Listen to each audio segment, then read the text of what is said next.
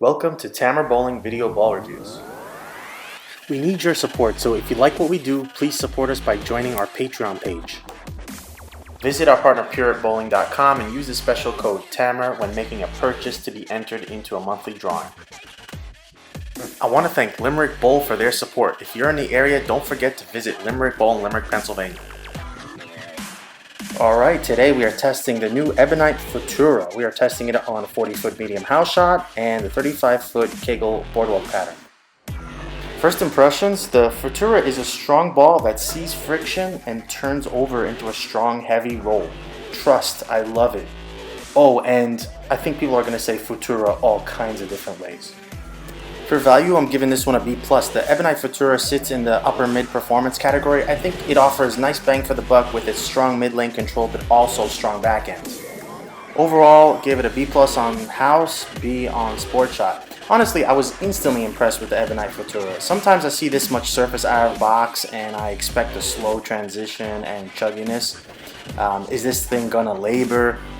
No, the Futura just felt high torque and had very strong change of direction down lane. It's got 2000 Abralon surface, so you expect it to dig in a bit. Studying the ball reaction more, you see how it controls the mid lane.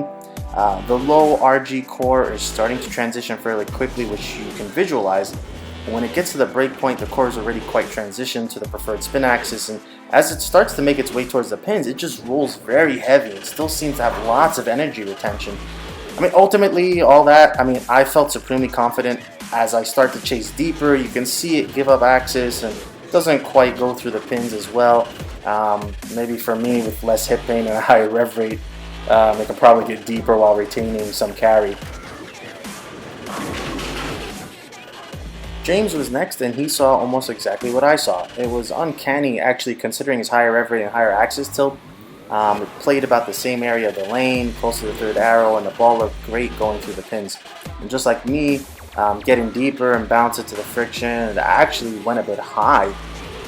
As he gets closer to the fourth arrow, he had to pull his break point in as well to ensure the ball didn't have to expend so much side-to-side energy so that it can go through the pins correctly. It just looked surprisingly easy to use on the fresh and made child's play of it, honestly. Bryan is next, and he didn't quite feel the kind of confidence James and I felt. The Futura certainly seemed to control the pocket, but carry was less certain. Fundamentally, it comes down to, quote, big cover syndrome for Bryan. The cover is too strong to play direct, but the ball doesn't quite create enough angle for consistent carry from deeper lines. The thing is that the ball is so good in its sweet spot that if Bryan could see a bit more volume up front, he could play more direct and take advantage of the great hidden angle the ball generates.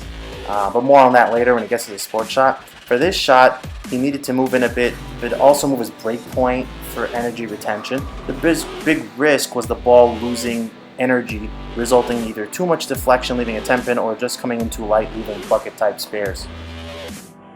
For the sport shot, we tested on 35-foot boardwalk pattern. Futura's angularity helped and hurt for me. It helped in that it comes off the spot hard for good drive.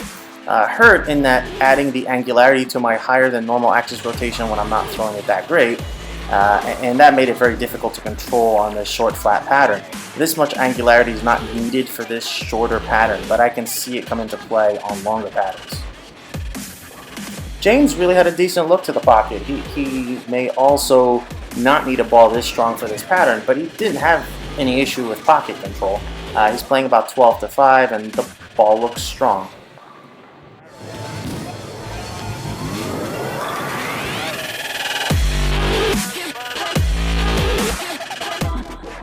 Bryan was next, and this time he felt his look was amazing. Now that there's more volume in the fronts on this flatter pattern, even though it's short, it allowed him to feel like he could bump in a bit and bounce it to the outside break point. He just felt so confident about recovery and the motion overall. Overall, he had this, what I would call a strong arcing motion with the Futura.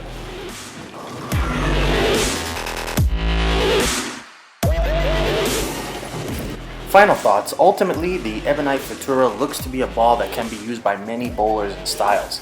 Its strong mid-lane control, but especially its strong back-end motion, makes this one special. It reminds me of another hybrid covered ball from the Star brand that I really like, both in terms of its mid lane control and down lane motion. With this one slotting in the upper mid-range, a lot of folks are going to be pleasantly surprised by this piece.